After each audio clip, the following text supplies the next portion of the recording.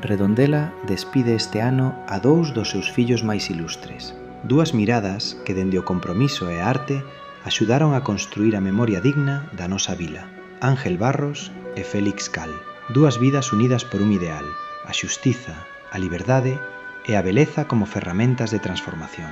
Ángel Barros foi o neno que debuxaba con tizóns na lareira, mentres a sombra da represión marcaba a súa familia. O fillo dun home que morreu axudando a outros a fuxir cara á liberdade. De Redondela ao mundo, de Brasil a París, onde as súas mans de artesán coidaron as obras de Picasso, Caravaggio ou Velázquez. Pero Ángel nunca esqueceu as súas raíces.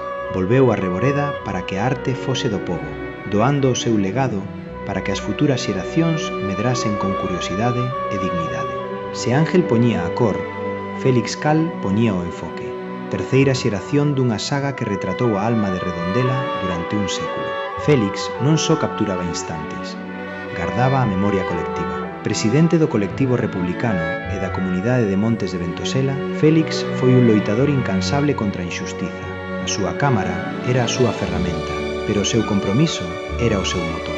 Ata o último momento, a súa voz alzouse pola paz e a solidaridade. Ambos compartiron este último ano a súa denuncia contra a guerra e o xenocidio en Palestina. Ambos levaron como orgullo a bandeira da República, non como un símbolo do pasado, senón como unha esperanza de futuro.